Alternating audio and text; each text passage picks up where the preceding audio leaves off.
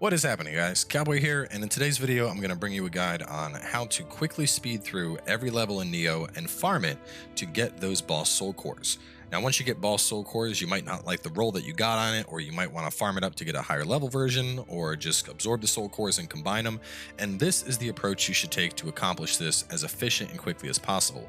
So for the sake of this, we're going to be taking a look at the Violet Cherry Blossoms. This is the Twilight version of the very first mission in the game, so we're still going to be keeping things relatively spoiler-free here.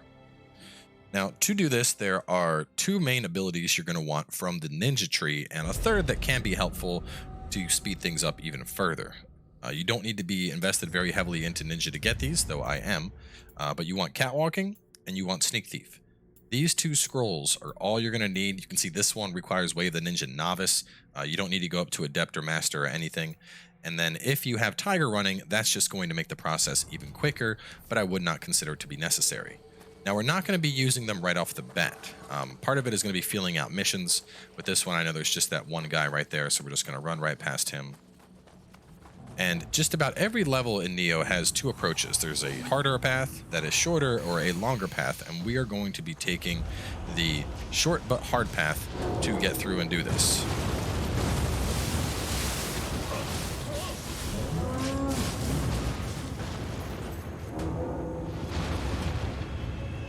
Now, when it comes down to build for this, obviously I'm running a ninja build, but you don't need to run a ninja build. I just really like ninja builds, but you can run whatever style build you want. Basically, whatever you are confident with when it comes to quickly demolishing bosses is what you're going to want. You can see very quickly, we just took that guy out. We got our village cemetery key. Now that we have that, we can go right over here, open this gate, and skip a ton of the content that we'd have to do otherwise. Just for perspective, if you didn't do that, you'd have to go all the way through this forest and then go all the way down to get into the town. We have eliminated that completely. So now is when we're going to pop our stuff. And obviously part of this is going to be feeling out a level. You're going to want to know, because once you start a boss fight, you're going to lose these effects. But basically, these two effects will make your footsteps completely silent, and it'll make you partially invisible, as you see here. And this is going to allow me to sneak past pretty much everything, with the exception of like walking on top of an enemy who is sleeping, or a triggered enemy where like you walk through a cloud and force an enemy to pop up. You can run through pretty much everything using this. And what makes this so incredibly useful is, since we're looking to be as fast as possible here, we're just looking to get through this mission, to kill the boss, and get his soul core. We don't want to spend time redoing the entirety of the Twilight mission. I mean, if you're looking to farm Amrita, sure, but we're not here for that.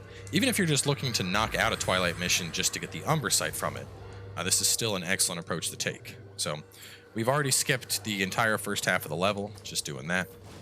And this is like your end game Nioh. This is how you get your farming going, and I think this is something a lot of people seem to struggle with when it came to the original. So now we're gonna head on up, and you can see there's a couple different ways here. Not that way, I wanna see it's this way. Gotta be careful about the guys that are down. We'll go up here. Got a guy right there. And they finally saw me, but it's too late. We're already at a new shrine, we're praying, resetting the world state.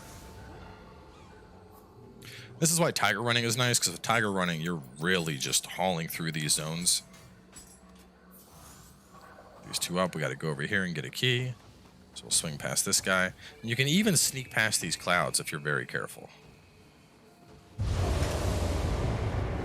one saw me, but that's okay. We're just gonna get this. Get the shrine key. It's alright if we died, it doesn't really matter here. We just wanted to get that shrine key. Now, not every level has a key that you need to get. Obviously, I slipped up a little bit there, but it is possible to sneak past. Just to kind of show that, to show a difference of how tight it can be in some cases. We'll sneak past and pick up our spirit. So right past him, go up here. There we go. See, they never knew I was here. Now, even if I want, I can just come on up and open this chest. See, we're not even triggering the thing that's up in the rafters. Just gonna be on our way on out. Just hugging the wall there. And now we have the key. We're back over here, and we are ready to pop this open and go fight the boss. And this has been all of, what, we're at 5 minutes now on the video, and that's like with the explanations. And now you just, pull on whatever OP combination you like to use and murder a boss, and then you're all set.